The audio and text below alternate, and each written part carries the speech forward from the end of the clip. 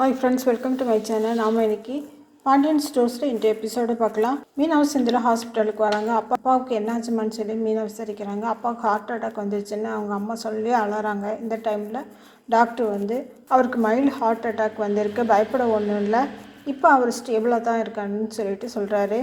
சில டெஸ்ட்டெல்லாம் எடுத்த பிறகு மேற்கொண்டு என்ன செய்யலான்ட்டு பார்க்கலாம், பி ஸ்ட்ராங்னு சொல்லிவிட்டு அங்கேருந்து போயிடுறாரு. இப்போ மீனாவும் அவங்க அம்மாவும் கொஞ்சம் சமாதானம் ஆயிடுறாங்க. பாண்டியனும் சரவணனை மீனாவோட அப்பா எப்படி இருக்காருன்னு சொல்லி செந்தில்கிட்ட கேளு அப்படின்னு சொல்லிட்டு சொல்கிறாரு. செந்திலும் அவருக்கு ஹார்ட் அட்டாக் வந்திருக்கு, ஆனால் இப்போ அவருக்கு பரவாயில்லன்னு சொல்லிட்டு சொல்கிறாரு. இதை கேட்ட பாண்டியன் அப்போ சரி நான் கடைக்கு போகிறேன்னு சொல்லிட்டு கடைக்கு கிளம்பிடுறாரு. குமார் அவங்க வீட்டு வாசலில் இருந்து அரசிக்காக வெயிட் பண்ணிகிட்ருக்காரு. அவங்க அப்பாவும் பக்கத்தில் தான் பேப்பர் வெடிக்கிற மாதிரி பாவலா பண்ணிகிட்டு இருக்கும்போது அரசி காலேஜுக்கு போக வெளியே வராங்க. காலேஜுக்கு போகிறேன், நான் வேணால் பைக்கில் ட்ராப் பண்ணட்டான்னு சொல்லி குமார் கேட்குறான். இது பின்னாடி இருந்து சுகன்யா பார்த்துக்கிட்டு தான் இருக்காங்க. குமார் பாய் சொல்ல அரசியும் பாய் சொல்கிறா. அரசி மூளையை கழட்டி மூளையில் வச்சுட்டா. இனி குமார் வீட்டில் போய் அடிபடும் போது தான் அவளுக்கு புத்தி வரும். குமாரும் அரசியை நடத்தின நாடகத்தை கண்ணும் காணாத மாதிரி குமாரோட அப்பா இருக்கார்.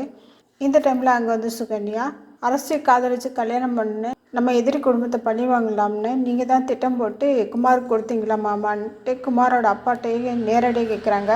இதை கேட்ட அப்பாவும் பையனும் ஷாக் ஆயிடுறாங்க. இங்கே பாரு சுகன்யா, இந்த விஷயம் எங்கள் அண்ணனுக்கே கூட தெரியாது, அப்புறம் அவர் என்ன தான் திட்டுவார்ன்ட்டு குமாரோட அப்பா சொல்கிறாரு. நான் ஏன் சொல்ல போகிறேன், நம்ம வீட்டு பொண்ணை அவங்க தூக்கிட்டு போய் கல்யாணம் பண்ணாங்கல்ல, அப்போ நாமும் அதுக்கு பதிலடி கொடுப்போம், நான் உங்களுக்கு தான் சப்போர்ட் பண்ணுறேன் அப்படின்னு சொல்லிட்டு சுகன்யா சொல்கிறாங்க.